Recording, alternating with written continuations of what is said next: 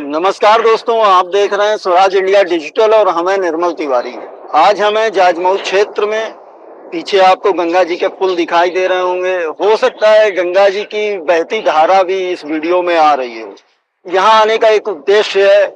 आप सब जानते हैं 2017 में कानपुर के लाल रामनाथ कोविंद जी राष्ट्रपति बने और जब वो लगभग 7-8 महीने बाद पहली बार कानपुर आए तो उन्होंने एक इच्छा व्यक्त की।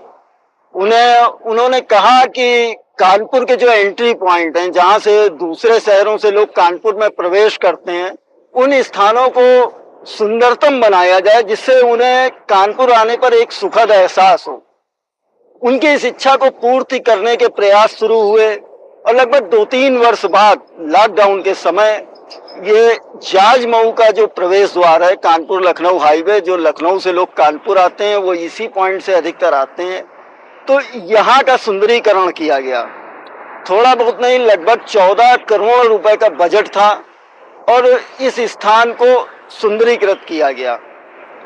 दोनों तरफ ग्रीन वॉल बनाई गई, जिन्हें आप हैंगिंग गार्डन भी कह सकते हैं, और पिलर्स बनाए गए बहुत ही आकर्षक। उनमें विभिन्न तरह की लाइटें लगाई गई, फसाड लाइटें लगाई गई और एक चमकता हुआ स्वरूप दिया गया।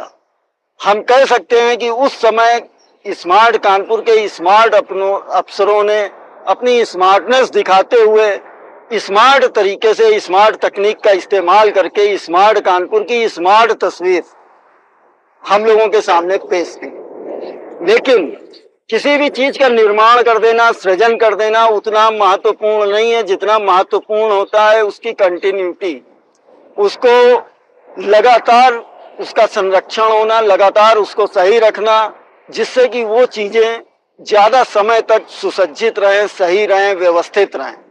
लेकिन हमारे देश का सिस्टम कुछ ऐसा है, हमारी व्यवस्थाएं कुछ ऐसी हैं कि हम बड़े बड़े प्रोजेक्ट बनाते हैं, उनमें पैसा खर्च करते हैं, लेकिन बाद में मेंटेनेंस के अभाव में, रखरखाव के अभाव में, देख रेख के अभाव में वो चीजें लगातार खराब होती चली जाती हैं और वो पैसा मिट्टी में मिल जाता है। ऐसा ही कुछ इस जाजमऊ पुल के साथ भी हुआ है, इस प्रवेश द्वार के साथ भी हुआ है।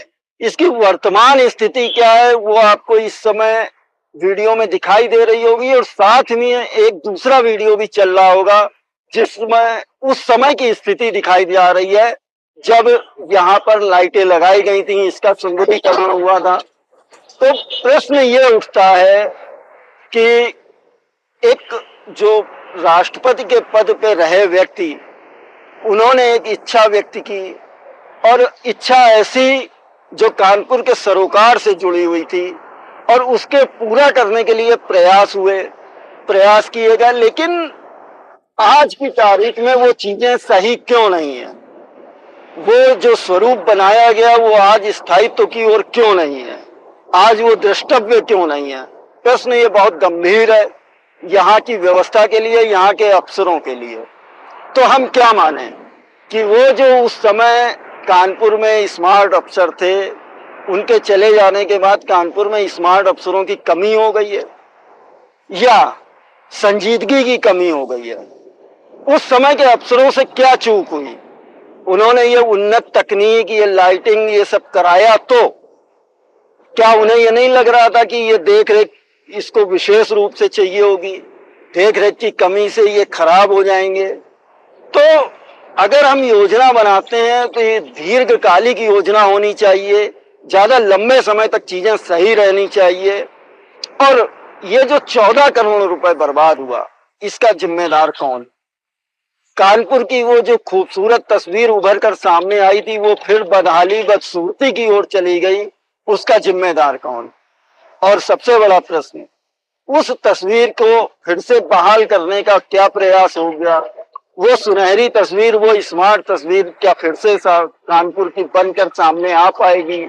और ये तो एक एंट्री पॉइंट का हाल है, बाकी का भी हाल आगे के वीडियो में हम आपको जरूर बताएंगे। नमस्कार।